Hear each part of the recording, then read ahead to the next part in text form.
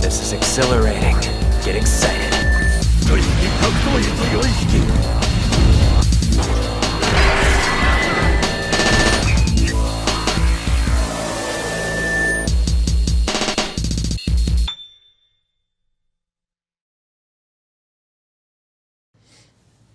Eldritch Blast! Only good excuse to play Warlock in D&D.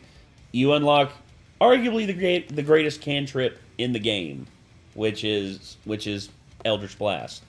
And yeah, I got to be honest. Whenever I started making my character Linnaeus, and I was thinking about taking some levels in Warlock, I was like, huh. My character doesn't really have much in terms of range. I wonder what I could... Eldritch Blast! And I've basically just been Eldritch Blasting my way to the truth ever since. So, yeah. Unfortunately missed a couple of them, though. Oh, that one was embarrassing in the church. Yeah, where you tried to shoot her. Yeah, where face from outside the window, and she's just like... Yeah, she ducked down out of the way and just be like, "You missed," and I was just like, "Damn it! What are you aiming at?" What are you? That's what I said. Yeah, I remember that now. Oh my gosh. But thankfully, I got revenge on her. I mean, I hexed her. I gave her a good old fashioned hexing. Oh yeah, by the way, I am playing basically Hexadin, Hexblade Paladin, which I'm having a lot of fun with. But my character's still not the most broken in the party. That would be Kate. Her character is so ridiculously broken. She's playing a Shadar Kai Twilight Cleric. As if Twilight Cleric wasn't broken enough, a Shadar Kai. And I don't think she looked up anything about Curse of Strahd beforehand. She just picked what looked cool to her and ended up picking like the meta Curse of Strahd builds, basically. Leave it to Kate to pick the absolute god tier build just by accident. Yeah. But anyway. Warlock, Dungeons and Dragons. So we have no idea what the heck this is. Nick literally just saw it and was interested by it because, hey, Dungeons and Dragons. Mm-hmm. So I don't know what the hell... We play Dungeons and Dragons. Yes, we do. On a fairly regular basis. Usually every 2 weeks, sometimes every week, sometimes. But, yeah. I'm interested in this. Just remembered I gotta talk to you about that, by the way. Uh-oh. Yeah. Okay, well. Bad news coming. Uh-oh. Well, I guess that's just how it is. Mm-hmm. But anyway, let's go ahead and get into this. So, this is Warlock, Dungeons and Dragons, the official announcement trailer. Here we go. All of this magic. I heard the... Yeah. Is a pact we have forged. What is the cost?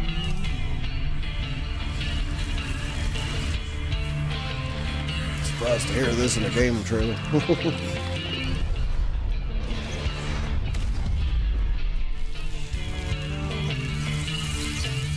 Uh-oh.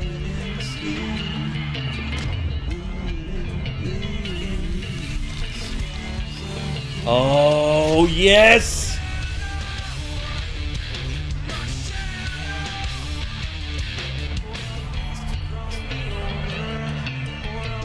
Can't go wrong with Tool.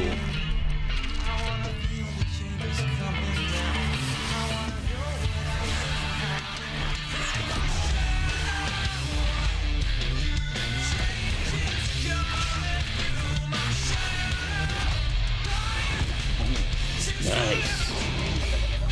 Ooh. Is that a beholder? I think so. Hexblade. Yeah. Oh, my audio cut out. Uh-oh. Yeah, my audio cut completely out for like 5 seconds there. Sorry about that.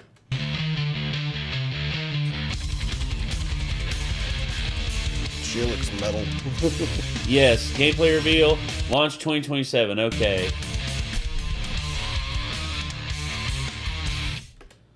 Oh wait, okay, so It's cool that they're making a game just based entirely off of one class, and it looks like they're going all in on that. No on doubt, how man. cool that class is. Well, I mean, Warlock like- is one of the more deep classes in D&D. I mean, Deep. How exactly? because of all the different ways. Mechanically, not necessarily. Well, not mechanically, but in terms of just like all the different patrons that you can Yeah, have. it's kind of deep in terms of like what you can do with it in terms of like story building and such, but a lot of the patrons kind of offer you similar things, but it is neat in terms of like seeing how different people like flavor and skin their warlocks too. So like Linnaeus is very different from Fjord, for example. Well, yeah, even though Fjord they're is- both hex blades. Yeah. Linnaeus started as a paladin, so like literally he's more of like a paladin that's got this corrupt blade now and corrupt arm, and he's not sure what exactly it is or anything. Yeah. Fjord's got this like water entity thing that's like causing him to like choke up salt water, and he has like a barnacle covered sword and shit. Like, I mean, it's neat how you can skin it and do different things with it. Well, the But Hexblade. I think it'd be neat if this is like kind of a third-person shooter where you're just like Eldritch blasting everything for the most part and hitting it with the sword like outside of that. Yeah. And you still get all the warlock spells on top of that to do different like utility with. Yeah. New single-player action game that leans into expressive magic. Oh, man. That could be cool. Let's see. Yeah, if they also give you the option to play like the different warlock subclasses, like you know, build like through a tree or something like. That's differently, what I'm expecting. That would be neat. For That's sure. That's what I would be So you expecting. could do like a playthrough as like a hexblade, or a playthrough as like more of a fiendish or an blaster- arcfey. blaster caster. Or whatever, Yeah. Like If let's it see. could change up elements of it depending on what they're. Different What you patrons pick. for warlocks. So yeah, there's okay. There's the old one too. Is you're That's basically Cthulhu, like a Cthulhuian. Yeah, like, the Hexblade, Lovecraftian warlock. the Archfey, the Fiend, the Genie or the Jinn, the Fathomless, the Undying, and then yeah, there's a lot of them. But yeah, I just honestly like for me the Hexblade has always been just like for me the best one. But a lot of people say that the Archfey, and not only that, the Celestial as well. The Celestial, you're basically a servant of like the gods at that point. So honestly, there's just all these different patrons that you can go with, and this is just one class. I mean, that's 1, 2, 3, 4, 5, 6, 7, 8. 8 It's paths. also neat that like within those patrons, like those patrons don't have to necessarily be a set entity either. And then not only that, but there's also like, you know, what alignment do you go with? Like are you going to play like- more chaotic, or are you going to play more lawful? You have a Hexblade patron, but you have no clue exactly what that patron is yet. Yes. But I've actually tied that patron into the module we're playing and the lore of that module so that it works really well. So it'll be cool when you find out like what more about your patron and stuff, you know.